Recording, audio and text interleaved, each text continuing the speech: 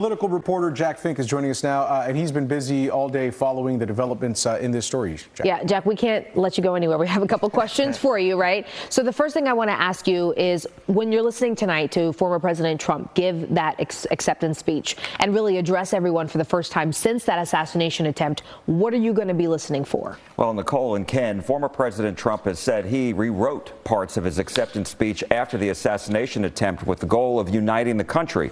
So I'll be looking to see what he says about his near-death experience and how he hopes to unite the country.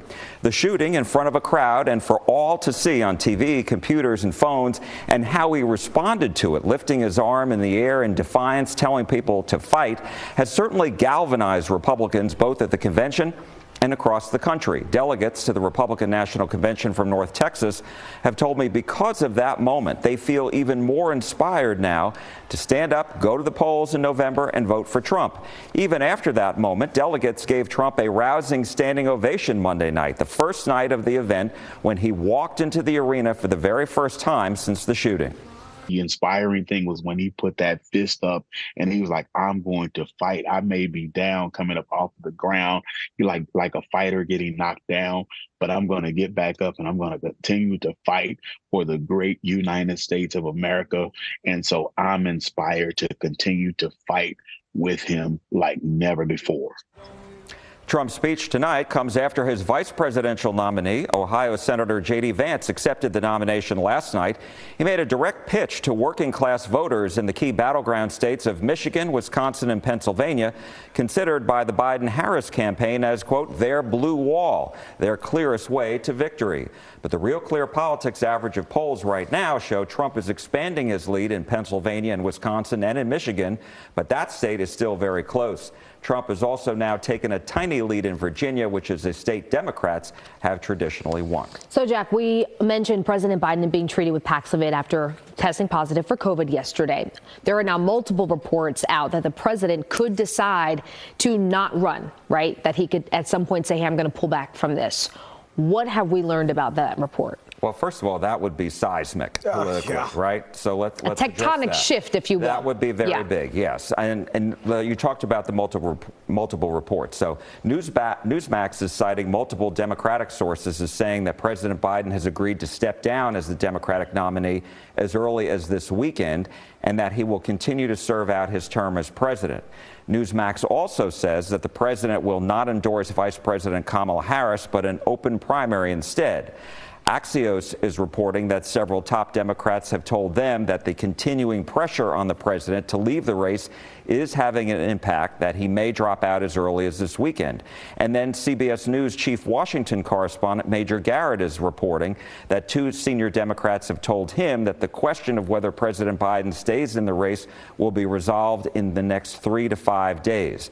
Pressure has reportedly come from former House Speaker Nancy Pelosi and former President Barack Obama. Now, one Democrat locally told me today she likes the idea of having two women on the ticket, Kamala Harris for president and Michigan Governor Gretchen Whitmer for vice president. Obviously, it's still very early right now, and this may not really get fully resolved until the Democratic National Convention in Chicago, which runs through Monday, August 19th through the 22nd. So we've got a ways to go, even if that change starts happening this weekend. Yeah, it's gonna be a long process if that is the case, and we have to wait and see if that is the case. We don't even know yet. And perspective matters so much in this, because you and I have talked before off camera about, how early it is. It feels like it's right around the corner, but politically speaking, when you talk about campaigns and their lineup, it is in fact still early. Yes, but I think what's interesting about the whole dynamic of the race, really since the debate 3 weeks ago, back on June 27th, I think has changed, because before, the Biden-Harris campaign was really trying to make this all about Trump. But after the debate, it's become all about President Biden. And so that's obviously something they didn't want to happen. And then you have everything that took place last weekend and how Republicans have really galvanized around President Trump. I mean, just from your experience, I know we have to get to the next story and wrap, but just from your experience, something like this happening, unprecedented in terms of this late in the game and changing your marquee nominee, what do you think that would mean for Democrats on the other end trying to scramble and get together a new ticket?